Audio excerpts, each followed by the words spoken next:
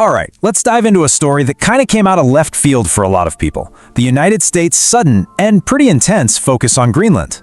We're going to break down what's really going on. So this was the big question that just took the world by surprise, right? It had diplomats scrambling and headlines flying, but was it really all that sudden? Or was there something more going on beneath the surface? We're going to unpack the real strategy behind the headlines. So first, let's talk about the proposal itself, the one that kicked off this whole global conversation. Yeah, this wasn't some long simmering diplomatic issue that finally boiled over. Nope. This whole thing was basically catapulted onto the world stage by direct statements from the then US president.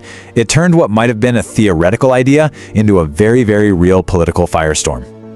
Okay, so who are the main players here? Well, you've got Greenland, which is this huge, resource-rich island with its own government, making its own decisions, but, and this is key, it's officially part of Denmark.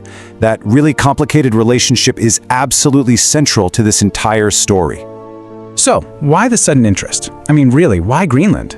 Beyond the shocking headlines, there's some pretty serious strategic calculations at play. This is where we get to the real motivation. You know, the official US line wasn't just, hey, we'd like to buy this. It was framed as something much, much bigger. It was presented as a matter of national security, a strategic necessity for the United States. So what does strategic even mean in this case? Well, it all boils down to location, location, location.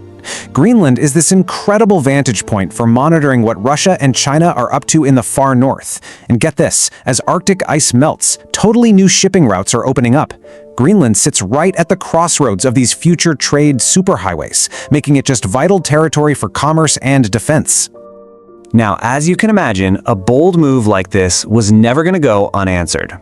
And it didn't. It immediately triggered a pretty significant diplomatic standoff. So you had these two sides digging in. On one side, you had the US administration, which reportedly considered using some serious economic muscle, we're talking tariffs, to try and force a deal. But on the other side, European and Danish leaders, they immediately fired back, basically saying, whoa, hold on, forcing the hand of a fellow NATO member? That would break the very rules of our alliance. And this pushback was no joke.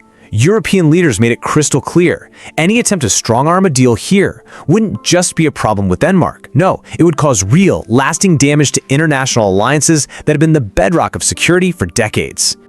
So in the end, diplomacy kind of won the day, at least on this one issue. After a lot of talks with other NATO leaders, that threat of using tariffs to leverage a deal, it was taken off the table. It was a sign that things were de-escalating, at least for the moment. So where does all of this leave us now? This next part is all about clearing up what's actually happening today. Okay, let's be absolutely clear about one thing. Based on everything that's been reported, this is not, I repeat, not a military plan. The whole conflict is playing out in the world of diplomacy, politics, and economics, not on a battlefield. So what we're really watching is something way more complex than a simple for sale sign. It's this messy combination of political maneuvering, high-stakes negotiation between powerful countries, and a much bigger global debate about who gets to control the future of the rapidly changing Arctic. So, is there a path forward? Well, yeah. The key players, the US, Denmark, and most importantly Greenland itself, are now talking. The main goal right now is to just ease the tensions, find some kind of diplomatic solution, and make sure that no matter what happens, Greenland's own authority and sovereignty are respected. And you know, all of this brings us to the final, really critical question that this whole situation brings up.